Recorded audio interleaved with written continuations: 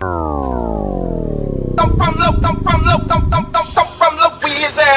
I'm from Louisiana. I'm from Louisiana. I'm from Louisiana. I'm from Louisiana. I'm from Louisiana. I'm from Louisiana. We call it that boom. I'm from Louisiana.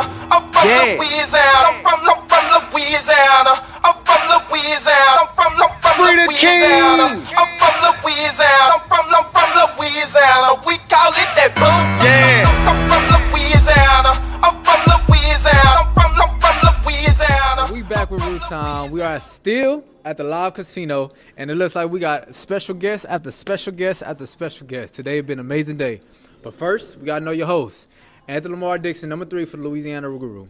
And as we continue, let me turn it over to my guest. We got a great-looking man here. Come on now. Go ahead and tell the people about yourself. All right, so my name is Steve Walters. I was the former CEO and general manager of the Minnesota Monsters. Oh, wow. Formerly, before that, they were known as the Duluth Harbor Monsters, the back-to-back champions of the TAL. Right. Yes. What's the journey been like? What's the journey here? I see the weather is crazy out there. Yeah, I was expecting it to be a lot warmer down here. Obviously, I got here at the wrong Welcome to Louisiana. time. Yeah. Welcome to Louisiana. Yeah, it's just about as cold as it was up in Minnesota. Man. So I'm here as a consultant because of my experience as a GM and everything that I did up in Minnesota with the Duluth Harbor Monsters, being able to try to take some of that knowledge and be able to help with this new structure that you guys have going. Right. What do we need to do? What are we maybe missing? What kind of hole can we help fill, and so on and so forth. So that's why I am here as a consultant on a GM level, if that makes sense. And I guess to make it all tie into one big old happy family, it takes a family to do anything. It takes a whole village to do something. And obviously we try to do things the right way this year, especially after what happened last year. So now it look like we stacking the right pieces. Obviously I got to meet Tommy and getting to meet you, and my knowledge is growing too. So I'm definitely learning, trying to build my own image, trying to build my own brand, and it looks like we got the right person in the seat for it. So talk about the GM. What were them responsibilities so the people could tune in to? What is the day in life? What is the day in your shoes? Go ahead. So with, for instance, the Duluth Harbor Monsters, it was my job.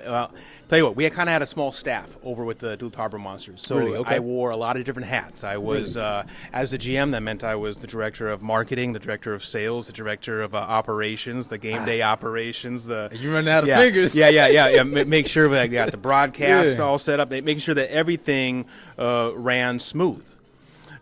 Basically, the main thing that I didn't do, obviously, was maybe not obviously. I did not recruit any of the players. I was able to lean on my coaching staff and a recruiting team to be able to bring in our superstar players, be able to coach the players, lead the players, while I took care of kind of everything else. We also had an amazing cheer team. So I was able to lean on those cheer coaches to handle the cheer team. But wearing so many hats, that means I had to know everything from how to put all of our different partnerships together, whether it had to do with field naming rights or making sure we had a tanning partner for the cheerleaders and so on and so forth. Yeah, down to the details. That's some details right there. Exactly. So I guess one of my biggest flaws or one of my biggest weaknesses, it's hard for me to say no.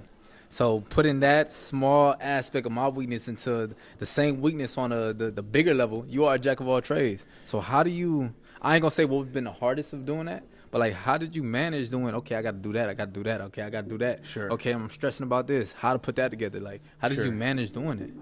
What would be absolutely the most difficult aspect was learning when to say no. I would say yes to everything. Right. And then the detriment of that is that you have no time. Right. How are you going to fit in everything that you just said yes to? I'm going to take care of making sure that we get the food to the players and so on.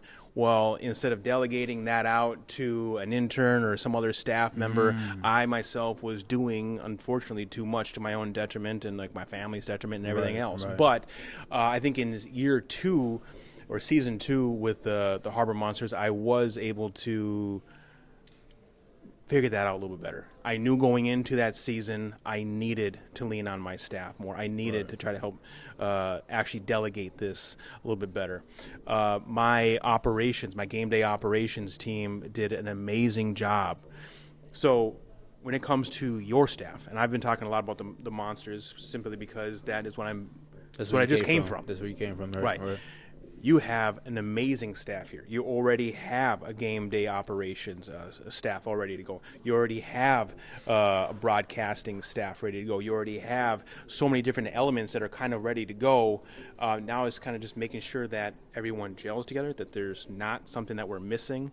This is what we need from you. Right. So you need to cover this and cover that. Structure. Exactly. Right. Exactly. What platforms are we streaming to? So on and so forth. Right. Make sure that everything, like you said, structure. Make sure everything's covered. And when it comes to that, them a lot of details not a lot of people think about. I remember talking about to Tommy about it as well too. When it comes to these things, there's a lot of things behind the scenes that people just show up to the game and just see the product. For example, on February 28th, you guys got to tune in.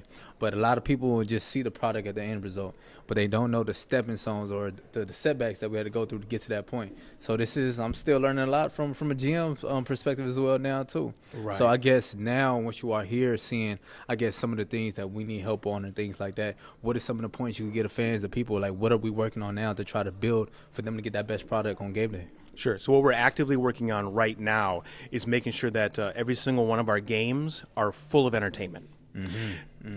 As my job as a GM, it was always my goal to make sure that in our games, these are supposed to be the most exciting versions of football that anyone has ever seen. Right. I don't ever want any moment of my game for the audience to think, now's the time to go to the bathroom, or now's the time to go get a hot dog. No, if you get up and go right now, you're about to miss this giveaway, or the cheerleaders are about to come out and do a dance, or we're about to start a concert, or you're about to miss a touchdown.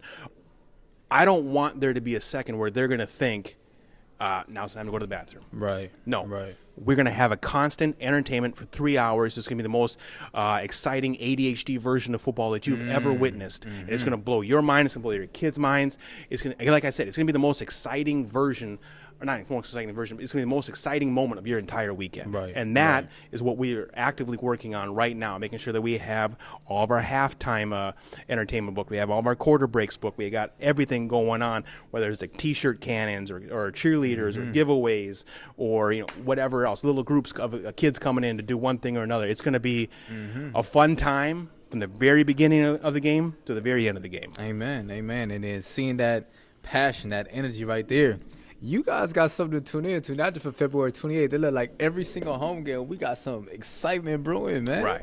Yeah. Right. So in this excitement, I guess I could piggyback off of what I was talking about with Tommy as well, too. The biggest lesson I'm learning with this is I thought me controlling the athlete, how exciting can I be as a player on the field, was perfect. But now rolling around with you, rolling around with Mr. Tommy, with Mr. Keith, I'm understanding that product can be different as well. I need to get into that stance. I need to say hi to the fans. I need to make sure I jump on the wall. Okay, throw me back. I need to make sure, okay, what can I do during them half times before I run in the locker room? Can I sign something real quick? All them little things are helping me understand there's a different type of winning that we could be doing too. Right. So when it comes to winning, is winning the most important part of arena football? Winning should always be a focus. Obviously, we do not want to ever lose at all. Right. We should always be doing our best to make sure that we have the right players, the right coaching staff, the right schemes, and that we have everything set up to be able to win. And for that matter, on the front office side of things, making sure that our players are set up in a way to succeed, that they have good gyms to work out, that they have good nutrition, that they have everything set up to make good housing, everything. Right. They need to be comfortable. They need to be ready to be here and not be stressing out about, I've eaten pizza for the last 3 weeks straight, or whatever else. That's true. That's incredible detail right there. So one, we need to make sure that we do win games. That is a big major factor. At the same time, no, it's not the only factor.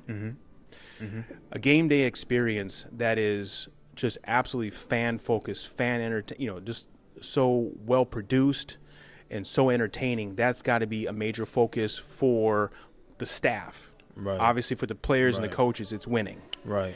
When it comes to fan interaction, community engagement, one thing I learned from the Duluth team is how much of an impact we have on the community, how much of an impact we have on people's lives, how it made a lasting impact on not just kids but adults in such a massive way that when you're in it, you don't realize how big of a deal this is to some people. Right. I mean, like, for instance, a kid, our players would have a bigger impact on them than Patrick Mahomes ever would. They've never met Patrick Mahomes. Right. They've certainly never played catch with Patrick Mahomes. He never signed their hat and signed their shirt and did all this different stuff. Never sat down and talked with them. Here, they, in a very real way, and I'm not trying to say it, satirically or anything else, changed a lot of these kids' lives. Not just because maybe one of them wanted to be a football player, but maybe they got seen in that moment. So we do have a big responsibility, and we need to step up and do it. And then to that point there, the accessibility is different, and that is what I took from that too. Since they are able to touch us, they are able to be literally this far away from us, and that accessibility is teaching me a lot too. Because I just try to be the best human being I can be on and off the field. But then rolling with Keith, this day alone is showing me that sometimes I do need to go above and beyond, because that kid isn't just watching the game. He's I can do that. Wow, I can be that. Wow, I could go out there and touch that, get an autograph from that, scream to that, reach out to that, fall onto the field and get thrown. But it's a whole different experience. You're superheroes to these kids. Exactly. Real superheroes in flashy, colorful uniforms, running around in front of all these screaming fans. You're basically Captain America out there. They love you and they adore you. They want to be just like you. You really do have a major impact on. I keep saying kids, but a lot of the fans. Right. It's a huge deal. Right. That's for sure. And then obviously from this episode alone, I hope you guys are tuning in. The athlete jobs are important. The owner job is important. The head coach job is important. It's a lot of details behind the scene that makes even all of this go. And obviously, you guys meeting the GM, we are understanding the details that really the part. Just a consultant at this time. Consulting on the GM level. The consultant at this time. But we are understanding the details that actually make this thing work. And in order to make it work, we need to lean on consultants like you. We need to lean on the players. We need to lean on the coaching staff, the owner. And we understand how leadership could trickle down. A great mindset, lead that to mindset. Okay, now we are trying to build something legendary. In order to build something legendary, as you can see, we are trying to get it right with this podcast, the Root Time. We're trying to get it right here at the Live Casino. And we are trying to get it right on the field as well, too. That's right. My biggest whole mentality before I even learned these new details was transfer this energy we have in here on that field. And it looks like it got a good opportunity of doing that now. So in terms of a great way to end this off is, what are your goals for this year? What is the goals that you have behind your mentality on not just what to bring to this team, but who you are as a person, as a man, as a consultant, as a GM? What is your goals? So it's always been my goal, whether it was with the Monsters and what I would like to try to bring as a mentality towards the Rougarou, is that we are a professional brand, and we want to be something that we're proud of, that our community is proud of, that they want to wear proudly on their chest, wear these hats and so on and so forth. That everything that we do, we need to do it at a level that we're proud of. Right. Not just, hey, we got some quick halftime show, we just filled in, or not just throw it together. Right. Yeah, or, hey, I got you a gym, guys. This is good enough. It's like, no, let's do your best. Do your best every single time. Do something that you're proud of, that they're proud of, that everybody's proud of. What's the number one saying? Strive for the stars and land on the moon. Yeah, shoot for the stars and maybe land on the moon. Yeah, amen, exactly. Amen. So I hope you guys tuned in on this episode, not just learned a lot about what's going on behind the scenes, but feel the excitement. There's a lot of passion coming from your voice, man, and that passion is coming to you guys. So February 28th is going to be the first lights, camera, action coming to you. So till then, go Roo. Go Roo.